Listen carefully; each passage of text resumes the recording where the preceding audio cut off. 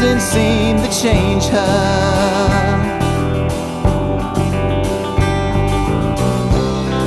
The months and the minutes leave no mark.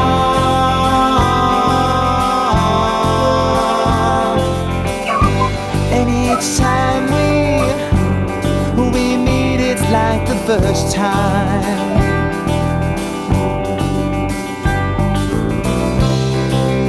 And she's there ready with the spark.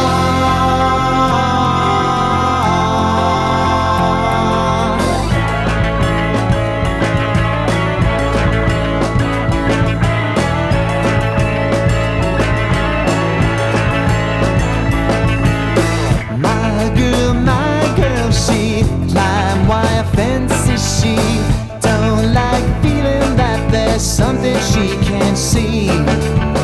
Always at home but has no residence. I love what she is just about to be. Whoa, she explodes into the day, and whoa, she is mine. Whoa, she is all I've ever dreamed of, and she's got me dreaming all. Yes, she's got me dreaming all. Yes, she's got me dreaming all the time. All the time.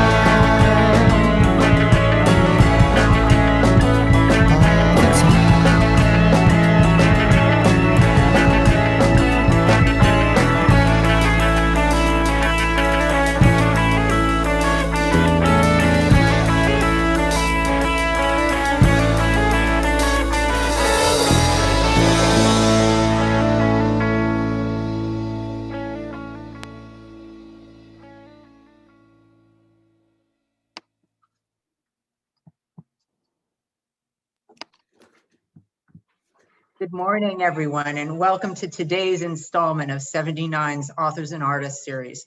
I'm Catherine Ryman, and today we are thrilled to present Mummies, Hoops, and Rock and Roll, writing for Page and Screen, a conversation between 79ers Rob Goldberg and Alex Wolff. From Michael Jordan to Michael Jackson, between them, Alex and Rob have interviewed and written hundreds of marquee names on diverse topics. Over the last 40 years, they've taken their craft from Princeton's Humanity 406 class to globe-trotting and award-winning careers as magazine journalists, documentarians, and best-selling book authors. Alex spent 36 years at Sports Illustrated, leaving after the 2016 Rio Olympics as the longest tenured writer on the staff. And his SI assignments took him to 6 continents and involved sports from basketball to soccer to tennis to offshore powerboat racing.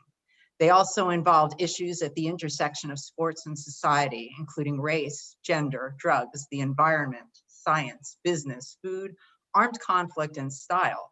He's the co-author of 8 books about basketball, including the New York Times bestseller and notable book, Raw Recruits and Big Game, Small World. His historical memoir, End Papers, A Family Story of Books, War, Escape, and Home, was published last month. And in 2002, as Ferris Professor of Journalism, Alex taught a writing seminar at Princeton. Rob is a writer-producer for dozens of documentaries on National Geographic, PBS, Discovery, the History Channel, NBC, MSNBC, A&E, and ESPN, and others, on everything from King Tut and the pharaohs of ancient Egypt to the secrets of Renaissance Florence, from the rise of ISIS to the fall of El Chapo. He's been nominated for multiple Emmys and is also the best-selling co-author of the nonfiction book Anchors, Brokaw, Jennings, and Rather, and the Evening News, as well as Citizen Turner. He's a former TV and media critic of the Wall Street Journal, and over the years has contributed to publications as various as the New York Times, Vogue, Playboy, Sports Illustrated, and Vanity Fair. He's just sent 2 TV pilots off to his agent and is also the co-author of the upcoming novel, The Hangman's Tale, due out at the end of the year. And for those who didn't notice, it was music from Rob's band, The Voltaires, which was entertaining us as we opened the program today. So whatever you want to talk about, either Rob or Alex probably have a story to share. You can use the Q&A function to ask questions and vote them up. And at this point, Alex and Rob, thanks for being here this morning. The court is yours. Thanks, Catherine. Hey, Rob. Hey, how goes it? Goes well. So ready for page, screen, and vinyl? I guess we should have added that, right? You know, and these days, and stream. And stream. Feel So them. it all began. It all began in that East Pine seminar room. I mean, I can say that. Can you say that? I mean, how much do you owe to Humanities 406? Oh, a lot. I think, you know, we took it both as sophomores. I think they like to have people take it as juniors or seniors, and, you know, somehow we barged our way in. And it was great. I mean, I felt like I learned a lot from that class, and not just the assignments, but also the other people in the class. It was a group of people who were incredibly motivated to get ahead and in that field. We weren't just taking it as like a class, like whatever. It was we were already thinking career, I think, at that point for a lot of us. Well, I just remember we had to print out 2 copies of every paper we wrote. And one went to Robert Massey, the professor, who was subbing for John McPhee. McPhee was in Alaska working on his Alaska book. So Robert Massey, who wrote Nicholas and Alexander, is brought in there to pinch hit. So we would turn one into him, but the other one would go into this box in the reading room, the reserve room of the library in Firestone. And the fun of the class to me was to go in there and see what everyone else was writing on the given assignment. And I can't think of a Princeton class where I learned more from classmates, and this is no cut on Bob Massey in any way, but I can't remember a class I learned more from classmates than from the teacher. Yeah, and when you talk about the people who are in that class, and I'm sure we're going to forget some names, but it was Jim Kelly, who went on to be the managing editor at Time, Susan Coronis, who went on to be an editor at Cosmo. I think Randy Rothenberg was there, right, at Esquire. Yeah. There's a lot. Who am I forgetting? There was a ton of people. Yeah, Ned Potter, who had a great career in television. David Michaelis has written a number of fabulous biographies. Yeah, people coming at these assignments, and it was.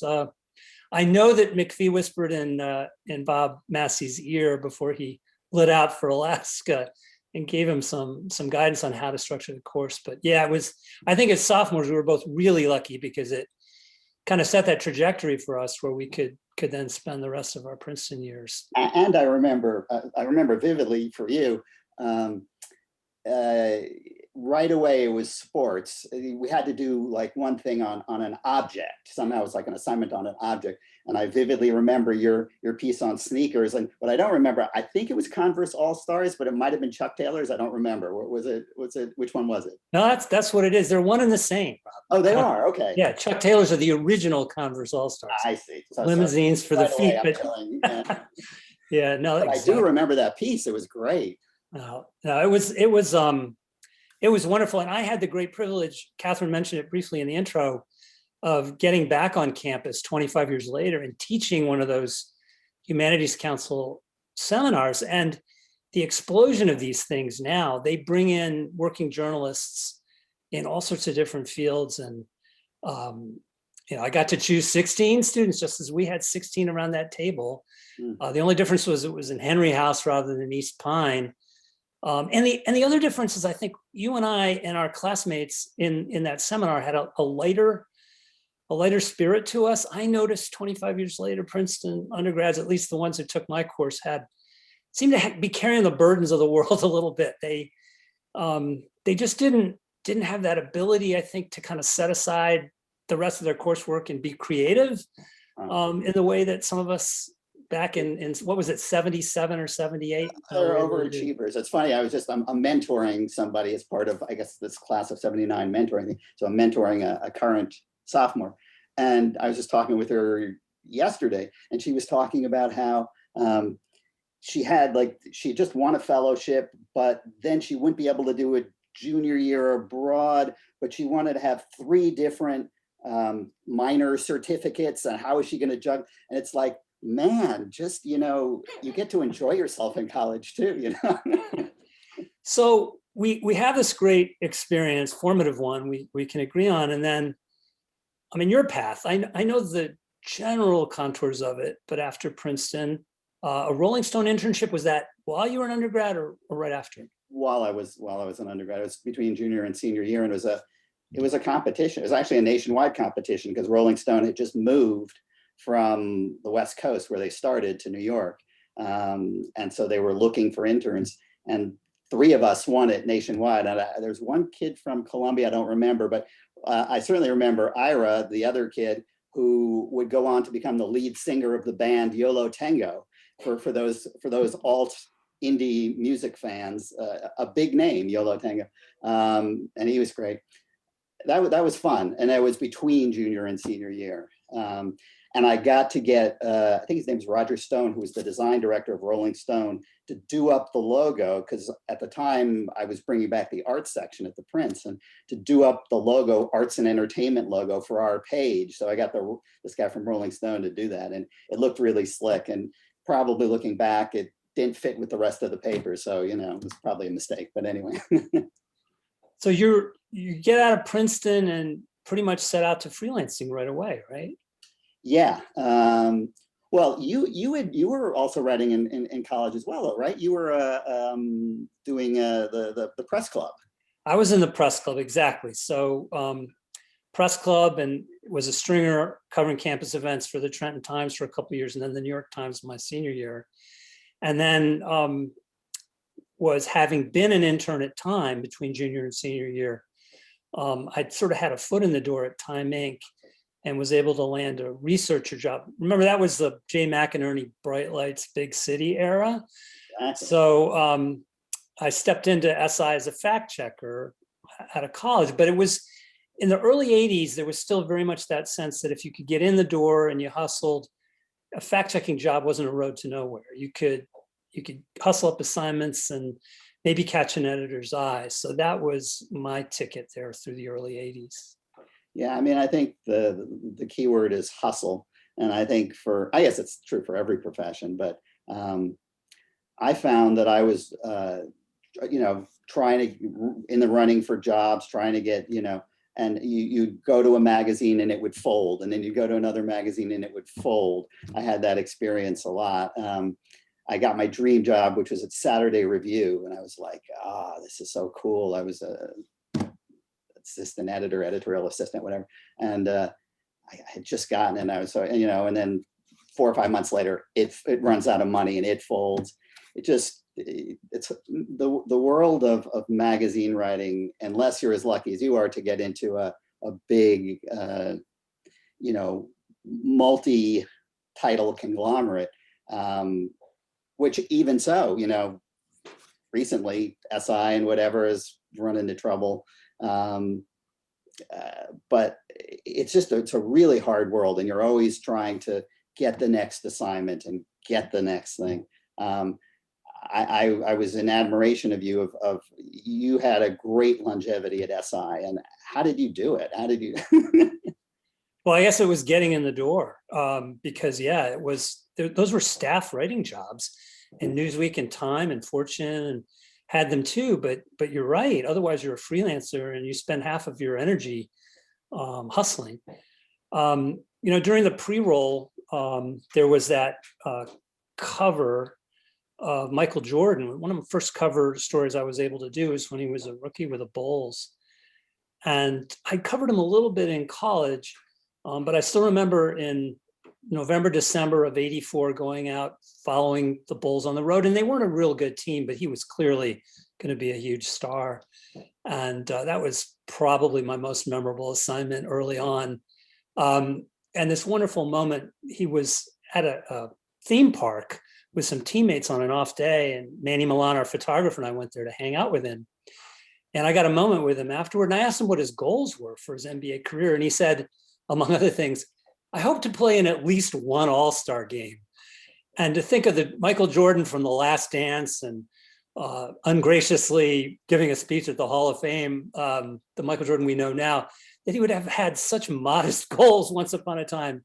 I guess what it does is it makes me feel really old, as do many of the things that we covered back in the day. But the things that you did, Rob, you had that ability as a freelancer. You could almost flip from from people in the film world to the music world. I mean, you're following your bliss pretty much too, right? As a freelancer. Yeah, I mean, it was just fun to be able to go and, whoever it was, if it was Pete Townsend or if it was, I was a huge fan of Steely Dan, and to get to interview those guys or from that to, I don't know, lots of directors, French New Wave directors, my artsy, to, it just, for you 1 week you're doing something for Vogue, 1 week you're doing for, well, you were my contact at SI, and you introduced me to some folks there, and I was able to do a piece on, I remember, chess hustlers in Times Square, which was so much fun. So it was really that variety that I think was what made it, it never gets boring, right? Each week you're flying to somewhere else to do something else. And I know that was the case for you as well. I wanted to ask you, there was one piece that I just remember in terms of the stirring up some controversy. Well, you were always Mr. College sports, especially Mr. NCAA, college basketball, right? But I just remember there was one piece you did, I think it was on the University of Miami, and it was like, it was about it was one of those recruiting stories and violations and so forth. And well, why don't you tell the story? No, that was in the mid 90s, and Miami was kind of, they play Notre Dame, and everybody would say it was convicts versus Catholics because they had a disciplinary record that wasn't all that much to be proud of. So basically, I got conscripted into this cover story by our managing editor, who thought, wouldn't it be provocative if we were to make the case for them to drop football, until they cleaned up their act? So I was a little bit of a gun for hire. And this is Sports Illustrated saying this is Sports Illustrated. Yeah, and we wagged our finger at people in the sports world from time to time, got up on our high horse. And so I wrote this open letter to the president of the University of Miami and made the case. And it was a very arresting cover, just typography on the cover. And it did not go over well in South Florida, let's just say. And those were the days. I essentially got analog doxxed. So some drive time AM radio DJ in South Florida got hold of my home number, and he's live on the air and dials it to ream me out, but broadcasts it live on the air. And I wasn't answering my phone because I'd already gotten some harassing calls, but instead it kicked right over to the greeting on my answering machine, which said, "You have reached 212-75347." So my home phone number is being broadcast throughout South Florida, which only ensured that there would be another day or two of nasty phone calls. But yeah, there was that. Mostly though, there was college hoops. And I'd say probably my most, because you're a freelancer and you're moving from assignment to assignment, I think there's a little more variety built into what you're doing. I was on the beat, mostly college basketball. Mm-hmm. And the constant thing in college hoop, with everyone going pro early more and more, was the coaches. So I would deal with Mike Krzyzewski at Duke and Dean Smith at North Carolina a lot. And of course, they're 7 miles away, so I'd frequently deal with them on the same trip. And I, over and over again, was struck at these two coaches running these two programs that were phenomenally successful, but with completely different philosophies. And Dean Smith was very close to the vest and rarely shared anything really revealing. I can't tell you how many times I'd leave his office and look in my notebook and be crestfallen at how little usable was in there.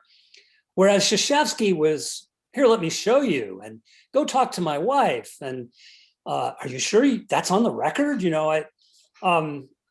And it was this bizarre thing. Dean was kind of this control freak, kind of big government liberal, and Krzyzewski was more of a libertarian, let the plant grow outside the jar and who knows what it can grow into. The Little Shop of Horrors school of college basketball coaching, but it was fascinating. So I had that sustained engagement by covering the beat. but I didn't have that pressure. Say you're the Kentucky Wildcats beat writer, every day you have to keep up your relationships. Sure. So you don't, people will talk to you. I could kind of parachute in, say what I want, and wouldn't have to come back for another year. Yeah, I mean, it's I was just going to tell a story because you just reminded me, was you're talking about looking at your notebook and how little is usable after an interview. Just this one vivid experience. It was early on. I had finally gotten an assignment for the New York Times at the time. And it was to go over and interview Claude Chabrol, the French New Wave director. And I think he was doing a film with Jodie Foster. So maybe I interviewed both. I can't remember. And but what I do remember is I had my little, at the time, Walkman. I had my Walkman. I recorded, put it on record. Luckily, I jotted a few notes. But anyway, I get back on the plane and I'm heading back home. I'm feeling so excited. And I say, I just want to listen back to that interview because it was great. And I put in my earphones and hiss, just hiss, nothing else, just to this day, I have no idea what it was. But luckily, I had done that one thing you always are told to do as a journalist, which is at the end say, if I have a couple of other questions, can I call you back, with some follow-up questions? And he said, oh, sure. And so the entire plane flight, I'm jotting down everything I can remember from the interview. And B, when I land, I'm on the phone to him immediately. And I said, I just have a couple of other questions. And of course, the couple of other questions went for an hour. And I was able to, salvage the interview. But as you're just starting out, it was, can you imagine that moment where your stomach is just on the floor? And it was just bad. Yeah. And then, so you're going through the 80s and early 90s freelance writing. How did you make your way from print to the screen?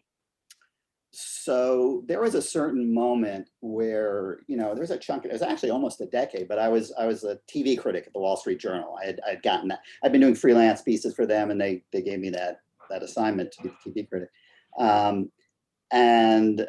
So I started reviewing stuff, and, it was a good point for TV. I mean, there were, I don't know if you remember shows like Homicide. It was the precursor to The Wire, which is a great show.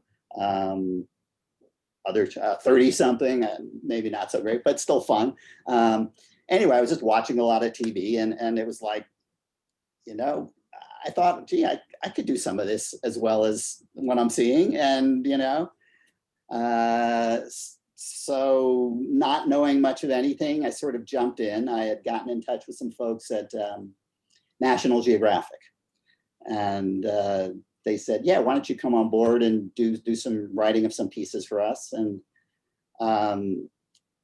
again, the interesting thing is with National Geographic, as with any, the range is so huge. So one day you're writing about, those giant, the moai, the giant statues on Easter Island. And the next you're writing about, there's just so many different ones. People who were crazy extreme sports people who were jumping in kayaks and going down ski slopes in kayaks, to always archaeological stuff, mummies, whatever. It was just the range. I ended up doing literally a few hundred pieces writing for them, and then more and more producing. It's sort of, that was the transition for me. Wow. So yeah. And is there a little less having to hustle, I imagine? I mean, it's almost like you had a staff job then with Geographic, so it wasn't like your freelance days. Or no, you're always hustling. It wasn't a staff job. It was they just kept calling me up. And literally, honestly, for the last, I don't know what it is, 20 or 30 years, I always say to my wife, it's like, I don't know if I'm going to have a next job. I don't know if I have another job between now and the end of my life, And somehow the emails come in, the phone keeps ringing. There's always new things, you know.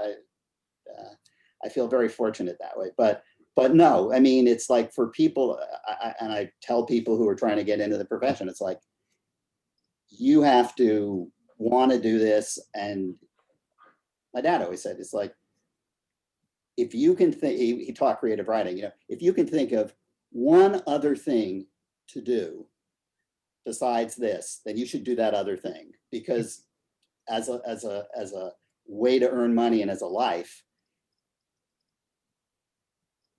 it's hard. Yeah, but it's constantly fascinating. I mean, I feel that I've been taking graduate courses for 40 years. I mean, you know, and I realize how lucky I am, and you've been, just those topics you ticked off about what Geographic had you do. I mean, every one sounds like a seminar, or a couple weeks in a really interesting course. I always felt, and I'm sure you do too, it's like, for all the people, our classmates, that thing where you had to, if you had to go and write an interesting paper, we always had to write papers, but if you had to write an interesting paper, you know, for 1 week, or, you know, for most of us, like about 48 hours, you would research really hard and become an instant expert on something, and then, you know, move on to the next. And yeah, empty cache is what I tell my kids. Yeah. Now, I remember you telling me once about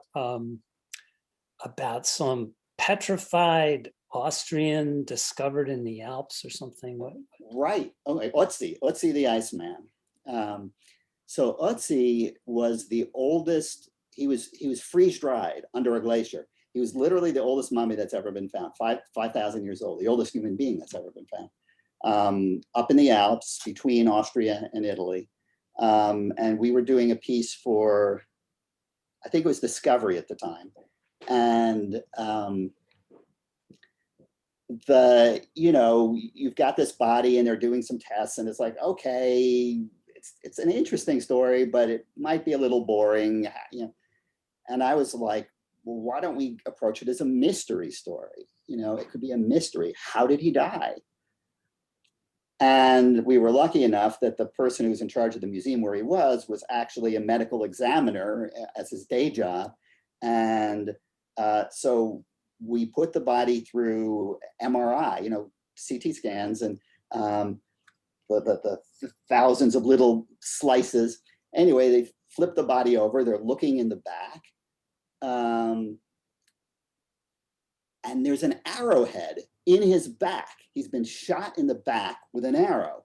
So literally, this is a murder mystery. You know, it's talk about a cold case. This is like the world's original cold case. So we had a lot of fun with that. And actually we got 2 films out of it, because after we did that first film, the second film was, okay, now we know Otzi was murdered. In our second film, we set out to figure out who killed him. And of course, you're never going to get a specific person, but there was a lot of detail there that was interesting. For example, we could trace the trajectory of the arrow going into his back, the shaft, and it was at an uphill trajectory. So somebody was down the slope, he had walked into the mountains, and so you could also figure out how far away the person had shot the arrow from. You could figure from looking at the inside of his stomach that he had come from the place where it had certain, it was basically the fauna of what he had eaten was from the Italian side, stuff that you could only find on the Italian side, not on the Austrian side. So we could figure out that it must have been an Italian who killed him, because they were coming up from that side. Anyway, there was a bunch of stuff like that, which is super fun. And it's, serious archaeology. This stuff was, made the front page of the New York Times, and it was cool, but it's just fun, Now you mentioned your dad, whom I remember fondly having met once or twice, and professor of English and creative writing at UCLA. And the most remarkable thing about your career, Rob, to me has always been and having done a few collaborations myself with people who weren't my dad, the fact that you collaborated on books with your father, but in two very different ways. And the ones that you did back in the 80s and 90s about Ted Turner and the evening news anchors, what was that like? I mean, what's the genesis of an idea like that? Are you home for Thanksgiving or something, and it's around the Thanksgiving table that you hatch it?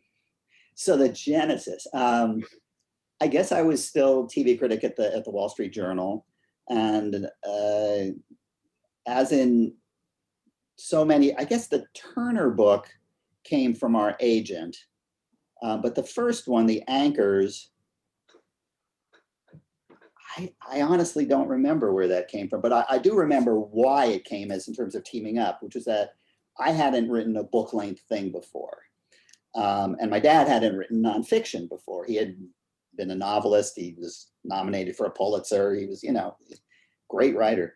But he had never done nonfiction before. He'd never been a journalist before. So we thought, we can each grow a little bit. We can each help each other on the things we didn't know.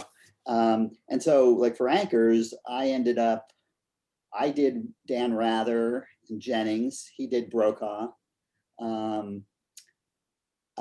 We each hung out in the newsrooms, over the course of a year. And it was a great year. It was 1989, the year we did it, which was the year of Tiananmen Square.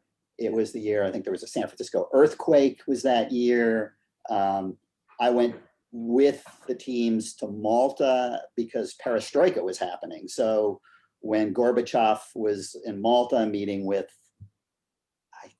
was it Bush at the time? Yeah, 89 it would have been. Bush, yeah. I just remember Gorbachev, but being there in Malta with the anchor, so it was that was super interesting. And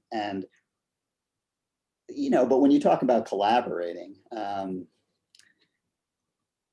you get any two creative people in a room, and I'm sure I want to ask you about this, but you get any two creative people in a room, they're going to have creative ideas, and they won't be the same creative ideas, right? They'll each have their ideas, and that can be on big topics of how to structure something, big topics, how to structure the whole thing.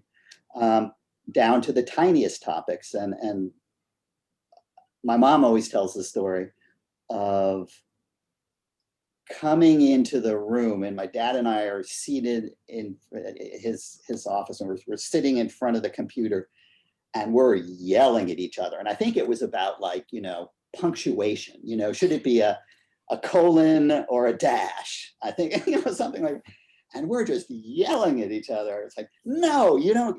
My mom comes in and she's like, is everything all right? And we both turn to her and we go, what are you talking about? It's fine. What?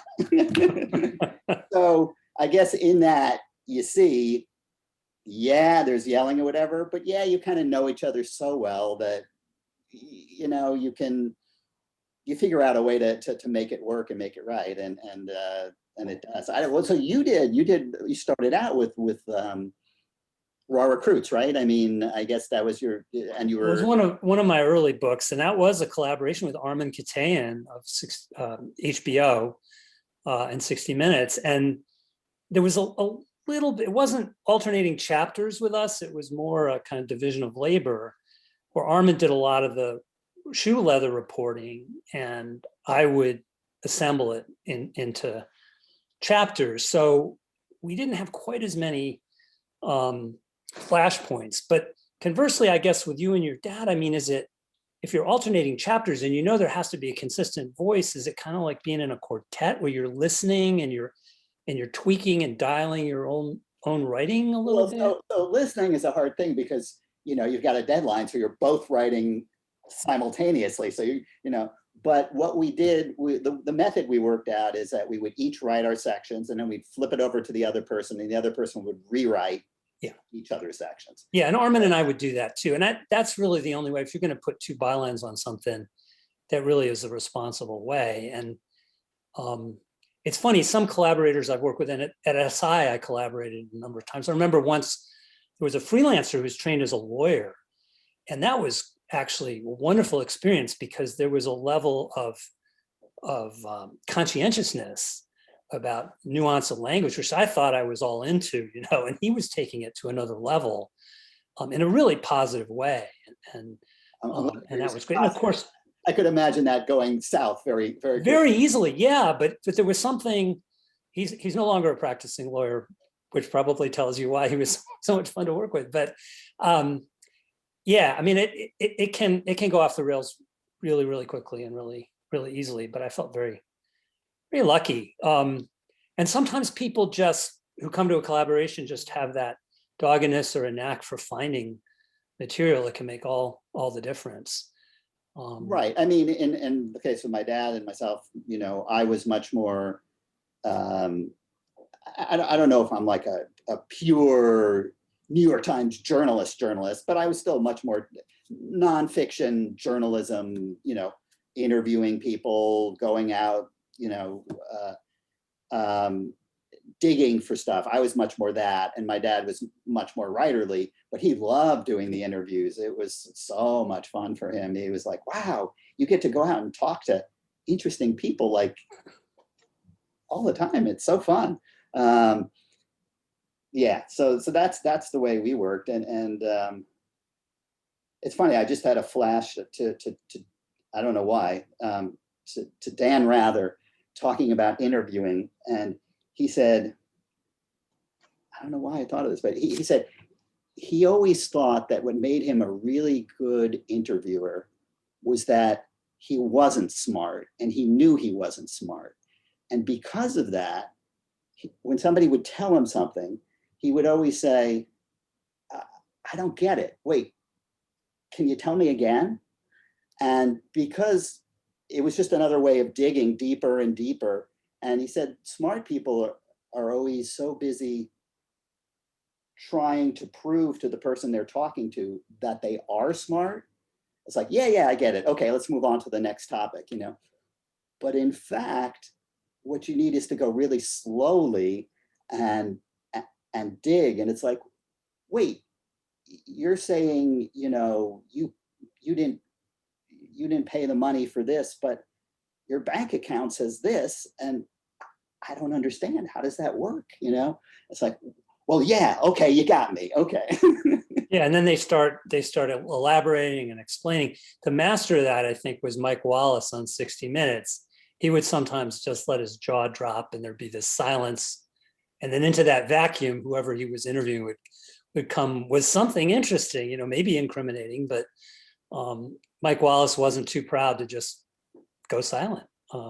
Silence is like, I'm sure you've taught some people interviewing, and I have too, and silence is the best thing. It's like, you just sit there and it just, you're just talking along, and all of a sudden,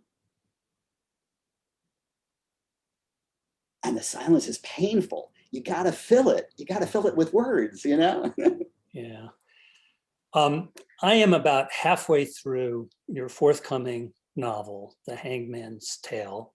I was with just our family. Yeah. Yeah. I mean, I mean, you're in the large sense, but the story behind that, I hope you'll share with us, because it takes that collaboration with your dad to a whole new level. Yeah, well, you mean the story of the writing of it? The writing of it, exactly. So yeah, I mean, it's a detective story. My dad had done one other. He had this detective, Inspector Mazarel, French detective, and he was started on this other one. It's basically a detective in Paris, sort of classic French detective in a very modern Paris, dealing with some issues we'll get to, but that you're talking about, which is in your book, but white supremacy and all these sort of modern day Paris kinds of things. But anyway, the story of how it came about was that he had done one. He was doing the second for Doubleday for Nan Talese. She's the editor. Wonderful, Gay Talese's wife. She's in the publishing industry. She's kind of a legend herself. anyway, and he was starting to do it, and he had a stroke as he was doing it, a small one, and was coming back from it, and there was a deadline and whatever, and I jumped in and started to work with him, and at the end of the day, I did, and then my mom did, who's a wonderful editor, was a managing editor at Art in America for years. And so she was involved. And then finally, my son, who had been off at USC Film School and is very interested in story, and he was throwing. So at the end of the day, it was this family effort, you know, to get the book across the finish line. And it was just, I'm really proud of our family that we pulled together to do this for him. He ended up in this terrible past year. He passed away. Both, it was really cancer, but COVID and cancer, you know, just, anyway. But he got to go out on top. We finished the book for him. We got it. It's coming out. It's The Hangman's Tale. It's coming out in December. I'll do my little PR thing in December this year. I'm so happy, and I don't know. It's just it was. I'm really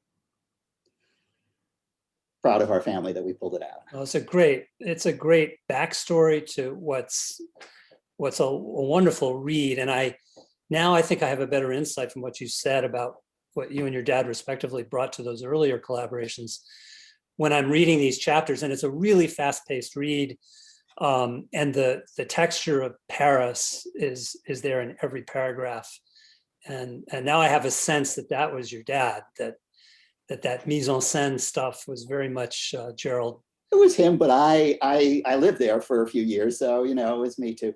I actually wrote this down because I wanted to remember, to give a sense of what my dad does, okay? His use of language, it just sparkles, you know? So I wrote this one down. It was from the first book, but it's this opening scene where a killer has come to kill a judge, and she's waiting, the judge is waiting at the elevator, supposed to make it look like an accident. Judge is waiting at the elevator, presses the button, the door is open, the elevator is not there. She stops herself, but the killer is behind her. And the line, "A palm to the back sent her screaming down the shaft, her shrieks trailing after her like a torn parachute." Yeah, I could see and hear a lot of that reading The Hangman's Tale, and I could not see any instance where you or a James or your mom or any other Goldberg had left your own fingerprints. It just had a seamless single voice. Thank you. That was, we tried so hard for that. Or yeah, and maybe Nan Talese deserves a bouquet too for her work on it. But it's really, it's a lovely thing, and yeah, I hope people will find their way to it when it comes out at the end of the year. Thank you. Well, so to return the favor, I've got to talk about your book, because also has a family dynamic to it of a different kind. End Papers, which is just out now, and people have to run out and buy that for sure, because it's the little blurb is, I guess, basically that you went back to Germany to trace your family roots. And found that on one side of the family, there were Jews on one side of the family, and on the other side of the family, there were Nazis, you know, and how a mind-blowing kind of thing. And so I guess I wanted to start out asking, I had a structural question I wanted to ask you, because the more we write, you know, the more we all know that structure is at the heart of everything. So you chose to put yourself in the book, digging into the story. And I guess I wanted to ask, why did you choose to, you were toggling between your story and theirs on both sides of the family. Why did you choose to do that? Why is it not just a biography, but a memoir too, of sorts? Well, there are probably two answers to that. One, One is I'm not a biographer, I'm a journalist. And I felt doing journalism, keeping a diary or a journal, literally a journal, while I'm in Berlin, this very pertinent place in the moment would be playing to my strengths to some degree. But I also very much wanted to pull to make comparisons between then and now. And I did it not without some fear, because I know how easy and inapt comparisons between Germany in the 30s and anything else can be, just how fraught all that is. But going to Berlin at a time that we landed 4 days before Charlottesville happened. We arrived in Berlin. Wow, I didn't know that. And the whole Trump stuff's going on in the US, while Angela Merkel has just welcomed 1 million Syrian refugees. And the country that had welcomed my dad as an immigrant and my grandfather as an exile in flight from the Nazis, that country was suddenly giving the Heisman to anybody who was fleeing. And the ironies were just a little too much in your face. Now, having very shrewd editors at Grove Atlantic who said, look, you can use this stuff as the moment in time as a framing device, that's great. But this book really is a book of history and these biographical narratives. So don't let it bog down with the present day. But they were supportive of this idea of toggling between the past and the present. So one of the things I've learned, and I tell students over and over again, is chronology is your friend.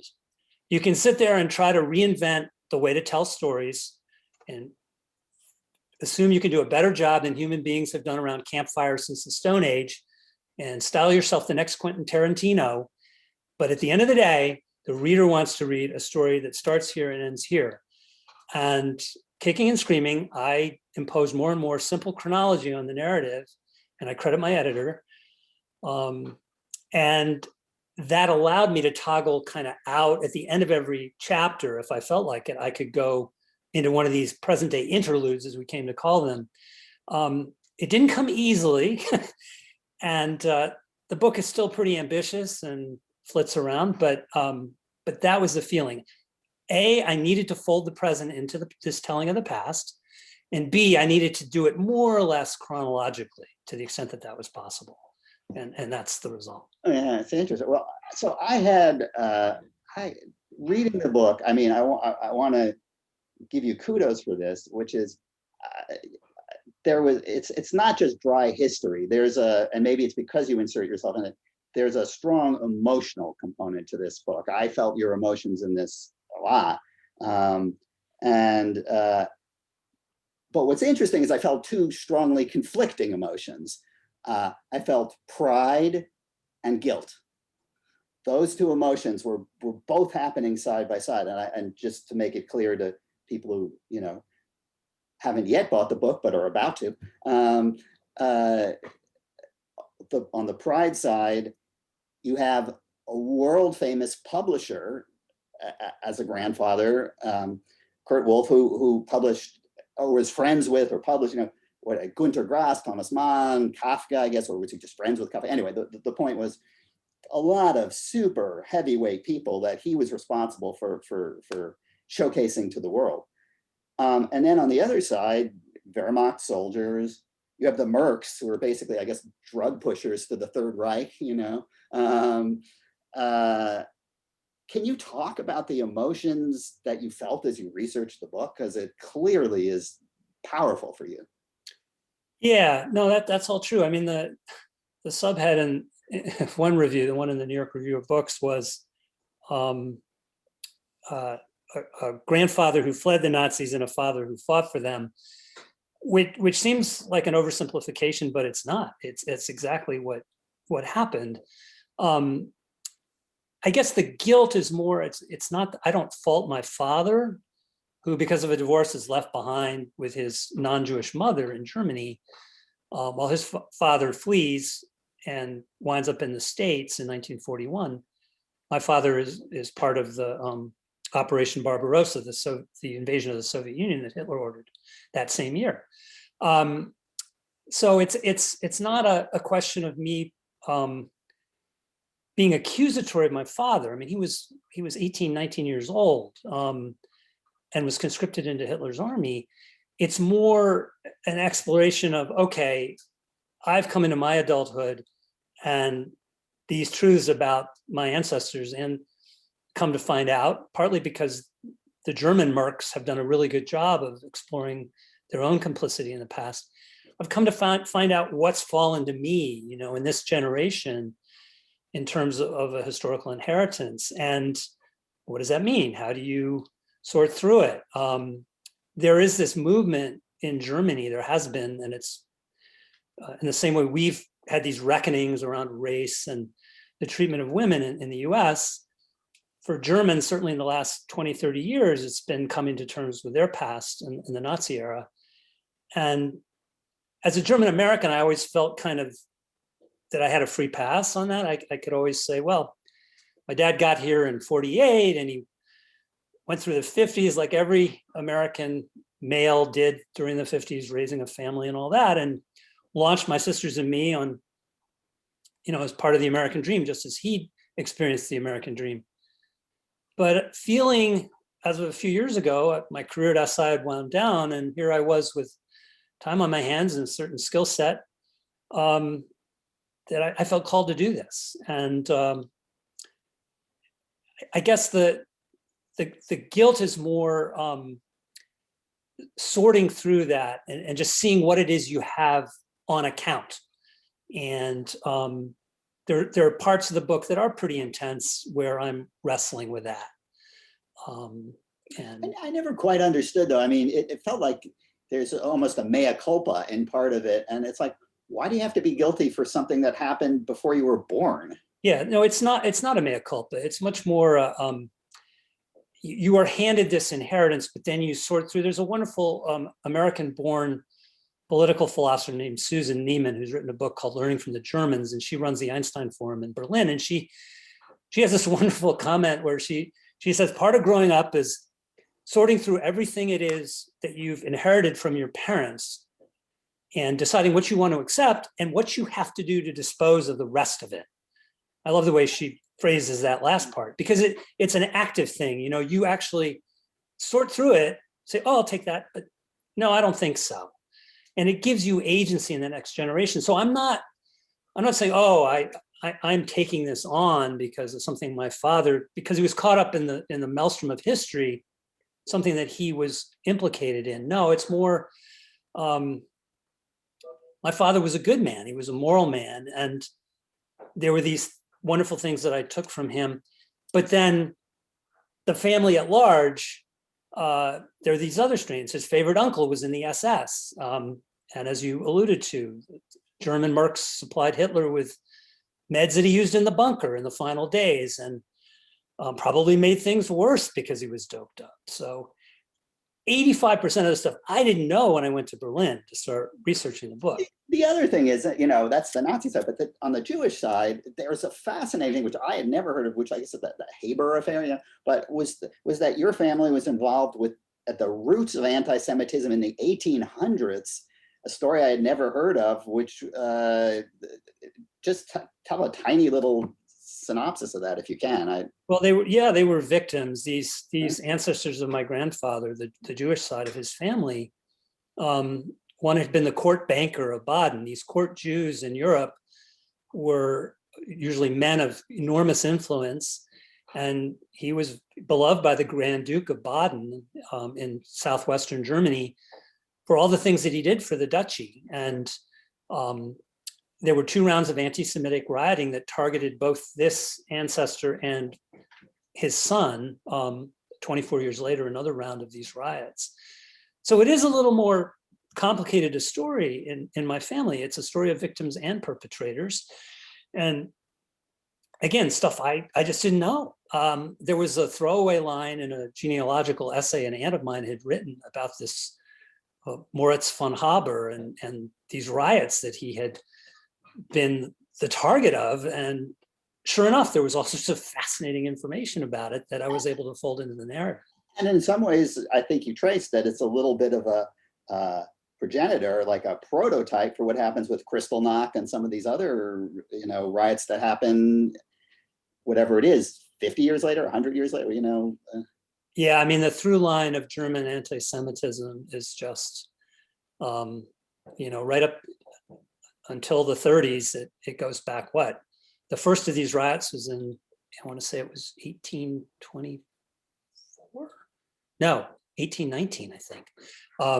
So yeah, it's the burden of German history, and this whole process of investigating your past. I know it's become very vogue with Ancestry.com and all that, but I do recommend it to anybody, and you don't have to write up something public and publish it in order to find it to be a really, really wonderful exercise. So, but yeah, I before our hour is coming rapidly to an end, but I did want to ask you real quickly about what's next on your agenda, Rob.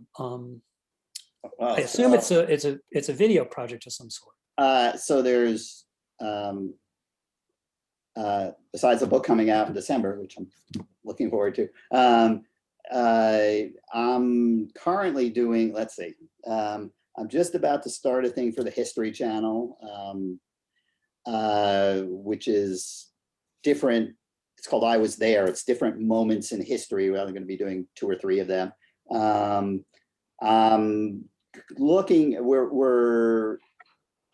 I guess I can say we've got to go ahead. We're doing a thing for PBS. 2022 is the centennial of the discovery of King Tut. And we're doing a thing on the vanished queens of King Tut, which is, maybe people don't know their Egyptian archaeological history, by heart. But Nefertiti was Tut's, at least his stepmother. There have been various discussions about whether she was his mother, and it looks like she wasn't, but she was his stepmother. But she was also the mother of Tut's wife, very incestuous back in those days, right? And what people may not know was that, so anyway, obviously King Tut's mummy, everybody knows it's there and whatever. We've DNA tested that, the body. But what people don't know is that in that remarkable discovery inside King Tut's tomb with all the gold and stuff, there were also 2 little tiny, they were stillborn babies. They were his kids, 2 daughters, stillborn, who were mummified, were also there, these 2 daughters.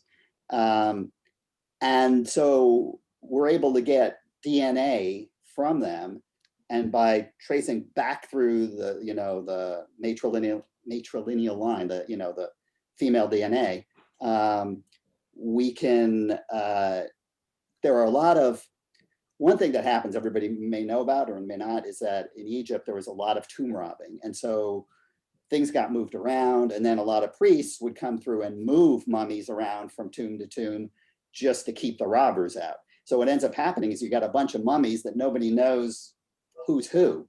Now with this ancient DNA, and it becomes better and better and better with each passing year, we're going to be able actually to track down, because Nefertiti vanished. Nobody knows where the heck she is. And some of these other, his wife vanished as well. And so we're going to use the DNA, hopefully, to track down the women in Tut's life and put together for the first time a real family tree of King Tut 100 years after the discovery of, Howard Carter. Oh, that sounds. So that's cool. And I'm also working on somebody hired me actually to do a screenplay about the original pandemic, which is smallpox. And the guy who basically was responsible for stamping out of smallpox, which is a guy named Bill Fahey, still alive in his late 80s, fascinating, wonderful guy, who would go on to help Jimmy Carter set up the Carter Center and help Bill Gates set up the Gates Foundation. And with that huge focus on the thing everybody should be doing, which is getting inoculations and world health, global health. Anyway, so that's it. That's all I'm doing. That sounds like the perfect note to wrap No, it it's up not on. the- it's Everyone not should get vaccinated. Yeah, that's definitely. But it's not yet the end, because I have to ask Alex. Alex, you have one thing you want to, we need to get in, which is your next project, just quickly. Real quickly, yeah, I did the global basketball book back in '02 called Big Game, Small World. And on the 20th anniversary of it's being published then, Duke University Press is going to reissue it with a new preface. So I've got to crank out a new preface sometime this summer, and I'm really excited about it because The Last Dance, which many people I'm sure caught in the early part of the pandemic, kind of sets the stage for what's in the book. So I'm really juiced about doing that. Yeah, that's great, and it's I think that'll be. I mean, this is a time more than ever where we become aware of just how we're one family globally, you know, and I think your book, I remember reading it at the time, and remember reading about was it the King of Bhutan, who is a big basketball fan, and just great. Anyway, we could go on for hours here, Catherine. I know. Sorry, we're just rambling on. Quite all right. Well, thank you so much, and thank you both for sharing such personal stories about your families as well. And I think I'm going to quote Julie Hatterer as saying, "Fascinating conversation," and you've given us an enlightening morning. And John Larimore is also tuned in to say this has been just terrific and fascinating. So let's get to our questions from the audience here. There we go. So we've got a question from Adam Gussow, also amazingly interesting and enlightening conversation. These words keep getting repeated. Thanks, Adam. Either of you have... Adam has a new book out too, so I just want to give a shout out to Adam. Do either of you have thoughts about the role that social media, especially Twitter, play in the life of contemporary journalists and journalism? Let's go to you, Alex, first, and then Rob. Yeah, I mean, it does sometimes seem as though we in the journalism profession simply talk to each other through Twitter. And I don't think that's a very salutary development, because we tend to be in a bubble anyway. But I've found Twitter to be very useful in following my colleagues' work, and also as a way to kind of put out all calls for information.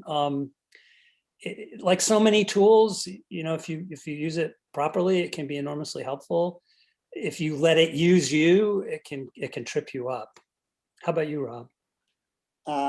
I guess I would point to where it pops up the most for me is in research. When we're trying to track down, we're always trying. I was doing a true crime story. I did a couple for a series called Vanity Fair Confidential, where we took Vanity Fair articles and followed these true crime, these murders or whatever. And we were doing one where we were trying to track down, it was the Robert Blake, I don't know if you remember this, Bonnie Lee Bakley murder. Robert Blake, remember him for, what was it, Beretta? He was, and he'd been accused of murder. Anyway, we were trying to track down people wouldn't talk, and we were trying to track down the sister, and we actually tracked her down via Facebook. It's like, so you send out these things, and you're trying, and so you have your researchers, basically trolling through, and there's always a way to find people, right? It's be it Facebook, be it LinkedIn, be it whatever. There's, these days they can always find you somehow, some way. And we were able to track her down, and she gave us the most touching, heart-rending kind of stories about her sister, who, at the end of the day, spoiler alert, 95%. I guess I can't say it without fear of whatever.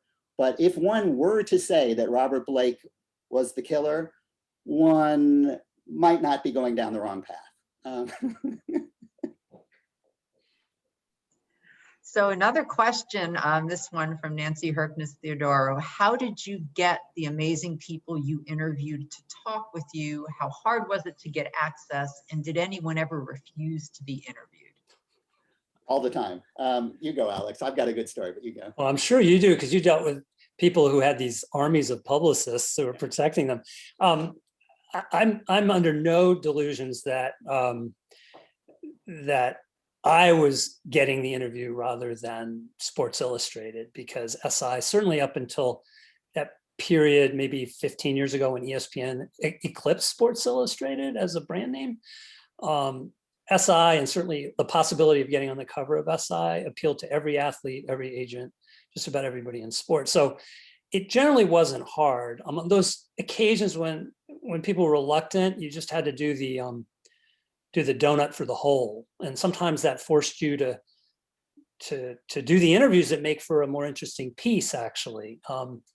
So a lot of people wonder about that, but generally smart athletes, coaches, owners in the sports world anyway, understand that cultivating a relationship with us is to their benefit. So I can speak to this in a much more pointed way, because I would be doing week in and week out assignments for different organizations. So I would call up, I'd be the same person. I might call up for the Village Voice. I couldn't get people to pick up the darn phone. And then I'd be calling back from the Wall Street Journal, and literally everybody would pick up, you know, so there's no question. I will say, to follow up your thing, Alex, about PR people, you know, PR people, yeah, they're the gatekeepers, but they can also be your friend. And I got a vivid, you know, lesson in this, literally when I was in college. I did my thesis, you know, for people who knew me then, was on Sam Shepard, the playwright Sam Shepard, who is famously like Salinger. He would not talk, but he was also an actor. And he was acting in a movie, which I can't even remember the movie now, but so it was while I was a senior, and I got in touch with the PR person at the, I don't know, it was Paramount, whatever, and said, I'd love to interview Sam Shepard. And if I get the interview, I can guarantee you a piece in Rolling Stone.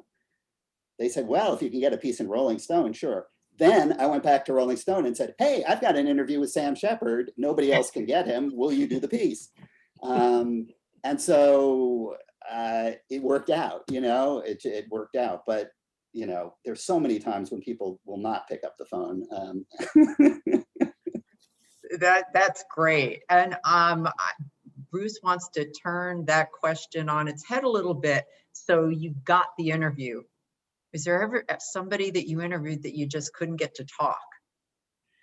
So there are people who are just, you know, a lot worse at being interviewed. And, you know, then that's where you pull out all your tricks. The one Alex mentioned about, you know, leaving silences is huge.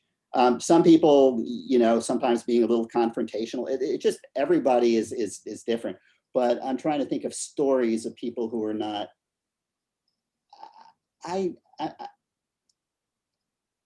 are people who I remember, like, there are people who are incredibly like elliptical.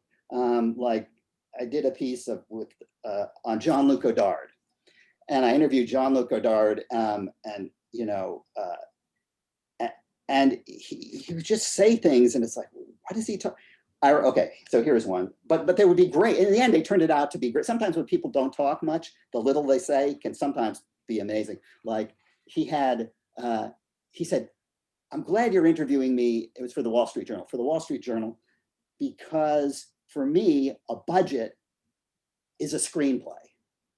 And I said, you know, you're an avowed, not just a communist, you're a Maoist, you know. How is it that you want to be interviewed by the Wall Street Journal? He said, no, budget is a screenplay. Because look, if you're doing a cop film and you have $10,000, you can have one policeman running down the street. But if you have $1 million, you can have 10 policemen and a helicopter and, you know, whatever, you know, 5 cars, and that makes the story. So whatever the amount of money is, that's the story you can tell, you know. So I love that line. But yeah, he was elliptical. I don't know, Alex, did you have good ones? Well, so many of the people I interviewed at SI were male athletes of some sort of distinction. And I hope I'm not painting with too broad a brush here to say that the vast majority tended to be not necessarily unwilling to talk, but they sort of saw themselves as warriors, with their armor, and felt it was important to hold up that image of themselves. They weren't really going to reveal their vulnerabilities, to put it mildly. So frequently what would work, can I talk to your wife, your girlfriend, your mom, your sister?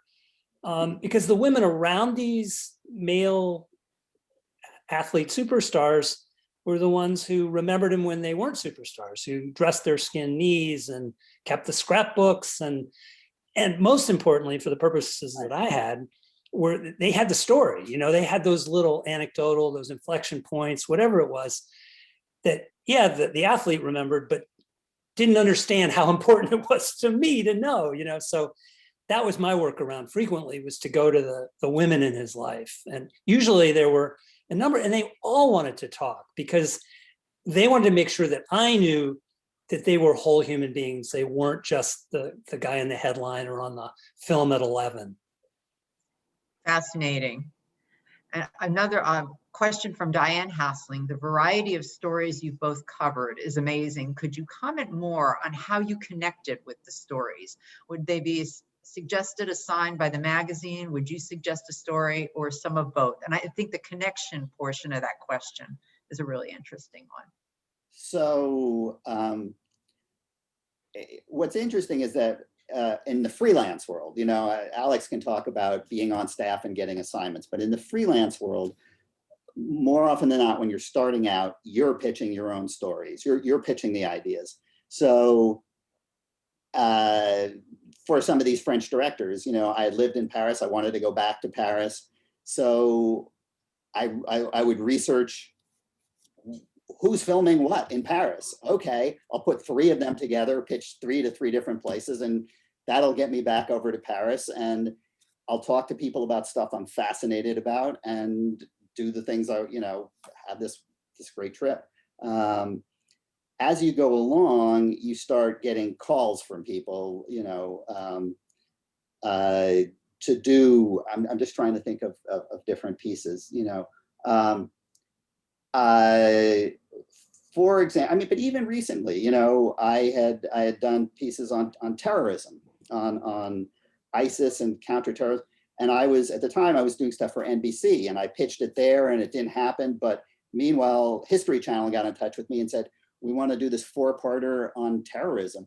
And so I knew it would be great a tragic, terrible topic, but fascinating to be able to go film with the counter-terror team on New Year's Eve in Times Square with their snipers up above Times Square, the sniper squads, looking down on the partiers at Times Square, watching them as they did this. I can go on about this a lot, but I was, I guess the short answer is, like everybody, I was fascinated by what's going on with ISIS, what's going on with terrorism, how is this the world we live in?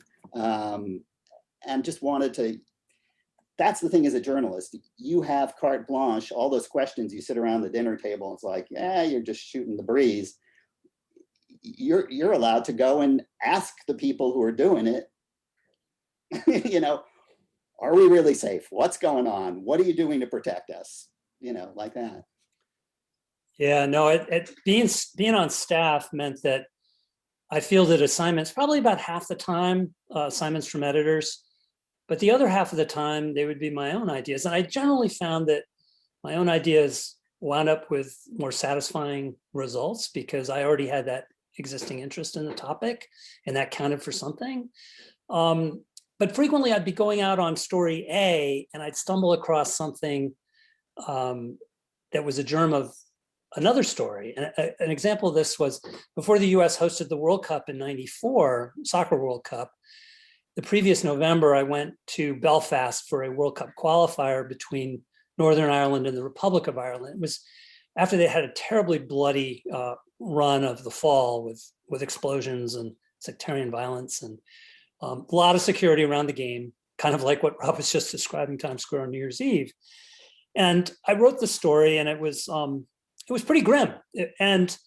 But while I was in Belfast, I began hearing about how soccer in the Republic of Ireland had been this joyous thing over the last 8 years, that it helped connect young people with the European Union, put aside the Gaelic games like Gaelic football that were so distinctly Irish, but didn't really allow young Irish people to kind of connect to the rest of the world.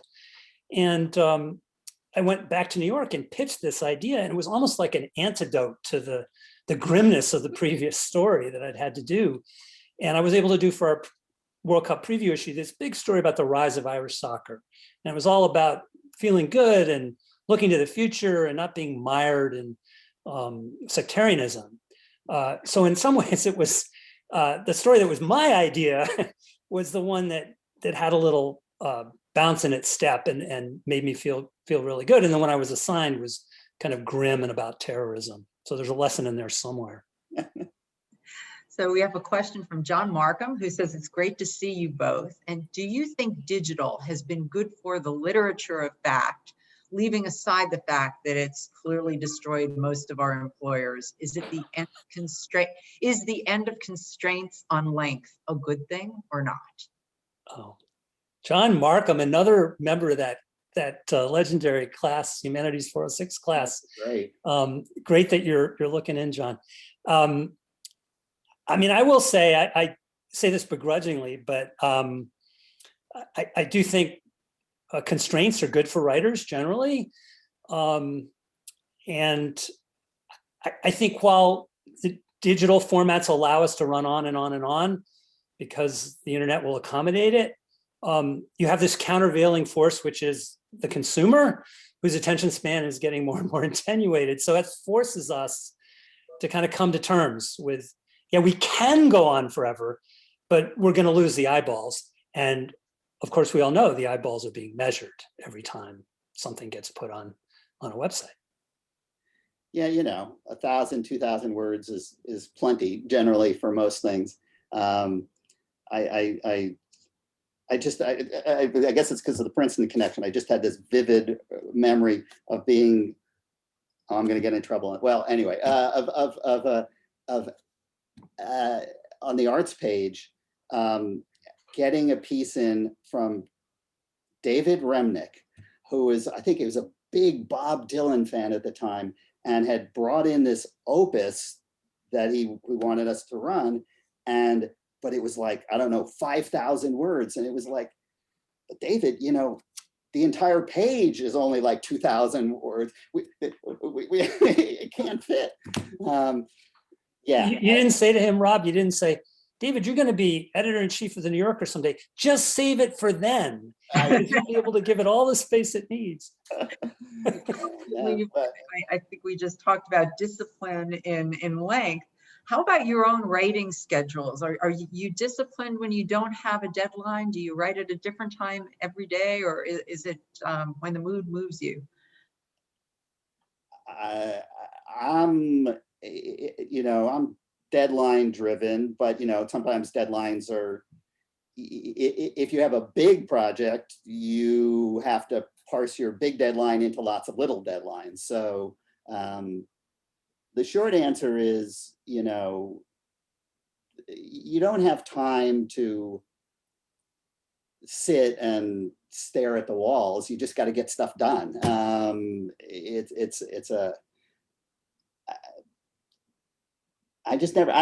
do you think about, I never thought about it really. Well, it's funny, in the same way that I could sleep till noon when I was in college, I'm up at 6 now. And I think it all ties back to that Hemingway comment. I hate writing. I love having written. Yeah. So if you can do that early in the day, I've found, and knock off, at lunch or early afternoon, you just feel better the rest of the day. And then you're motivated to get to your station the next morning. So if I have I love deadlines too. I'm just like you, Rob. I need them, but I think in structuring my day, it's definitely a morning start right after breakfast. That's fine. Actually, I'm more towards later in the day, and I will go into the night. I like doing that. I mean, when you have, you're dealing, being a parent and you're dealing with kids, that sort of, you have to figure out a way to work around that. So that's for sure. But now it's just like, I could just keep writing. It's basically when you get on a roll, the best thing is, you're talking about times, when time ceases to exist, right? You're on a roll, you just start writing, and you look up and hours have gone by and you didn't notice. That's the dream. You both, now written in a variety of different media, print, film, etc.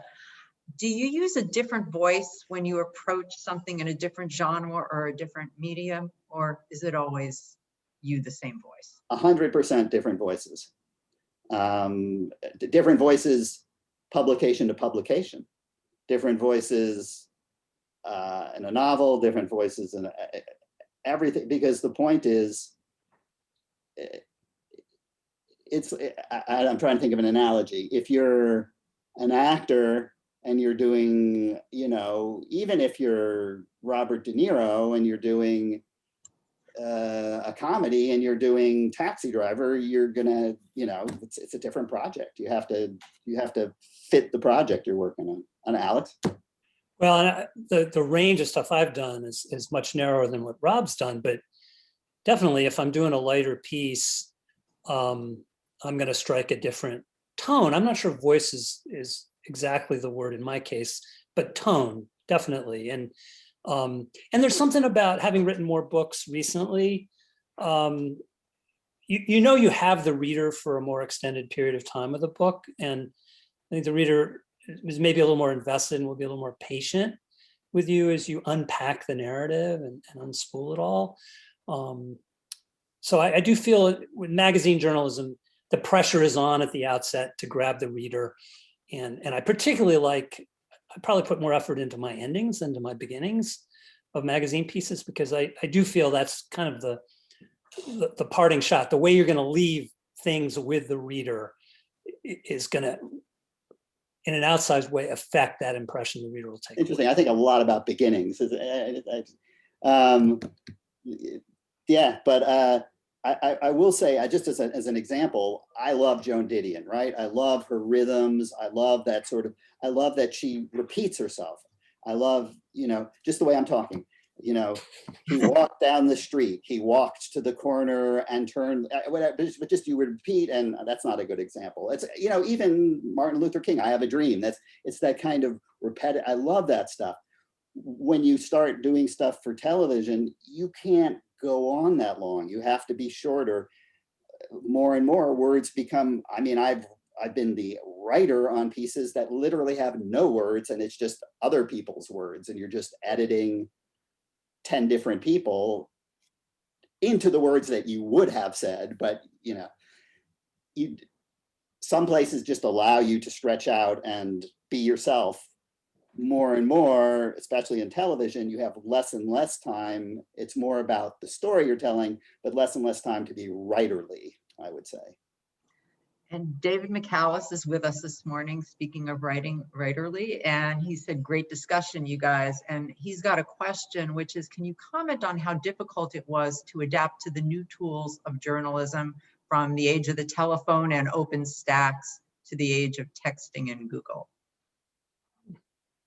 I'll just do a quick one out, but I vividly remember sitting at a desk, not unlike this one, picking up the phone and calling the New York Public Library Information Service. They used to have this service where if you couldn't find facts, you would call them up and then the librarian would look something up for you. The advent of the internet changes everything in terms of, research. It's a godsend. Just everything. Alex, Well, I'd say the problem I've faced in my whole writing career, which I still haven't licked, it's just chased me like the hellhound on Robert Johnson's trail, is that I tend to get trapped in the information that I've gathered.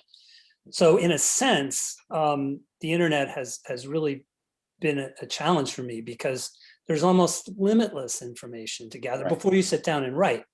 The rabbit hole, going down the rabbit hole, yeah. Yeah, it's around the halls of SI, the editors called it getting trapped in your notebook.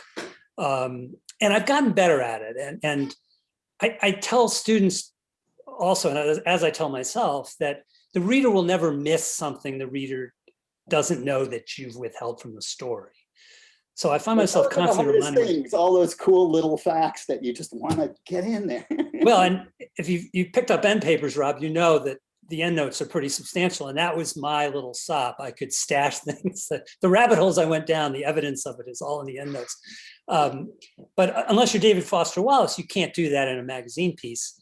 And yeah, so I as much as I love it, and I wouldn't trade it at all, the convenience, the speed with which you can find information on the web is just so wonderful, particularly for the project I just finished. But you have to be mindful. You can't get into a situation where you can't write yourself out of your notes. I would say that to piggyback on that, the short answer is people, talking to people. Talking to people is always the answer. Whatever the question is, the answer is talking to human beings about their experiences. It will always give you what you need, and it will always enrich you as a human being. Yeah, and it will restore your faith in humanity. And that's the thing I fear that is being missed most. And maybe the next generation of journalists will believe that they can circumvent the human factor and go right to the database. And for the sake of our profession, I hope that doesn't happen. Some fitting words to end on, advice to the next generation. Well, thank you so much, Alex and Rob, for being here. And thanks to all of our viewers for joining today. Please watch your emails and the class Facebook page for announcements on more of our authors and artists presentations. Upcoming talks include David McCallis, who'll be back with Alex again during reunions. And we've got some other special things planned for the class reunions weekend, so keep a watch out for them. Then in addition, over the summer, we'll have more artists and authors and artists talks planned. We'll have Naomi Kahn and Erica Gordon for Hip Checked, their talk about bodies, laws, and change. And Nancy Herkness and Roberta Islip will be here on genre writing. And we'll have Adam Gusso and Peggy Russell for a very special talk, and more to be planned after that. So stay tuned for us. And I apologize. I just said Erica Gordon instead of Erica Rand. Erica Gordon was a friend of mine in high school, so your brain does funny things. But we look forward to hosting Naomi and Erica. Thank you very much again. Take care, everyone.